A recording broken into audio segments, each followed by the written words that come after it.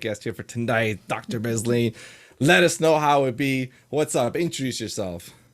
Hi, thank you so much for having me here. I'm excited to be here.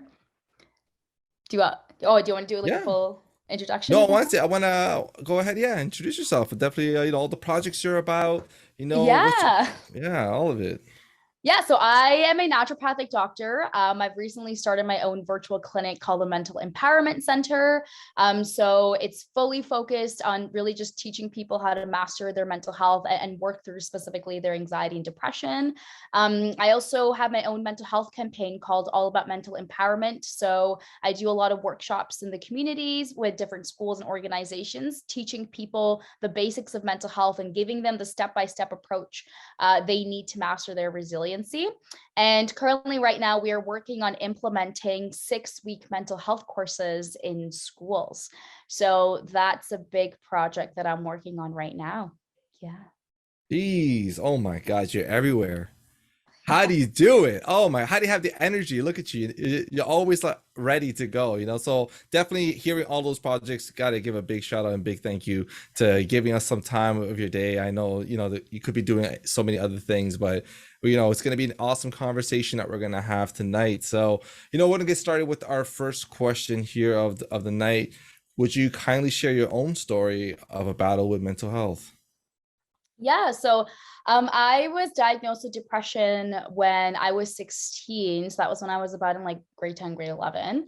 And yeah, I remember when I was first diagnosed, I'd known that I just felt sadness for a very long time, but I didn't really know what it meant. And my doctor was like, "Oh, you have depression. Here, take these happy pills and you'll feel better." And I was like, "Okay." And then I just left the doctor's office being so confused. I was like, "What does this mean?" And I talked to my parents about it, and they were like, you don't need antidepressant medication. Like you'll be fine. You're going to go to university soon and everything will get better. But that's like telling someone with a broken arm, go from your kitchen to your living room and you'll start to feel better, right? A change in environment doesn't fix things. And so I unfortunately didn't get that support that I really needed. And my life just started to spiral downwards. I went from being like a straight A student and athlete, super involved member of my community, to then quitting all my sports teams, failing some of my classes, and my life just did a complete 180. And I to this day I don't even know how I made it to university, but I am so glad that I did. I went to Waterloo University, and things kind of got worse for me in first year and especially second year because now I was away from my home and away from my parents, so I didn't really have that much support. And things got so bad that I actually ended up in the hospital in my second year of university.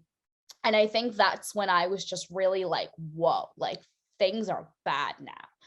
And I remember one of my best friends, I remember that night so clearly too. And she was literally like sleeping beside me. And I remember just looking up while and staring at the ceiling when I was lying in that hospital bed. And I was just like, okay, like things have to change because there could be a chance that next time I come in here, I will not be leaving. Right.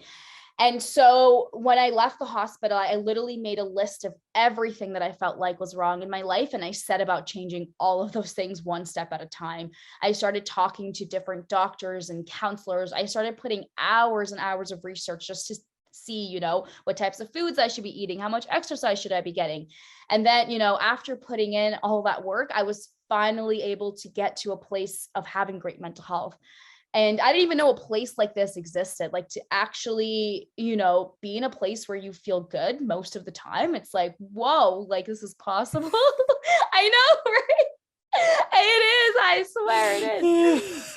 And so, it's after going through my journey, and meeting so many people along the way who were also suffering, I was like, someone needs to help these people, because the biggest thing about mental health is I remember in my journey, it was like, it just seems so overwhelming because you're just feeling pain all the time. You're feeling sadness all the time. And you're just like, I don't even know what to do. And you just wish that when I was younger, I literally wish someone would just come and just grab it out of me and like chuck it into a garbage can. Right. I wish that was possible. Unfortunately, it's not. I'm still trying to figure that one out. And that's what I really wanted to do. I just wanted to eliminate the guesswork for so many people because I did all that guesswork for 10 years.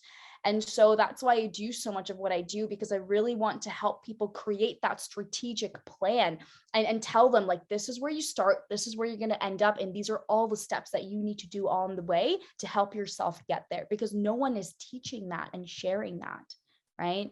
So yeah, that's my mental health journey. And I'm still working on my mental health all the time, because it's a never ending journey. But at least, once you start doing the work, you get an idea as to how to work on it and what are the things you need to do on a daily basis. So yeah. If you want to hear more stories, don't forget to subscribe, comment, and like. To support more youth by youth led projects, visit us at youthspeak.ca, where you can donate and spread youth mental health awareness. YouthSpeak Performance Charity. Speak, inspire, change.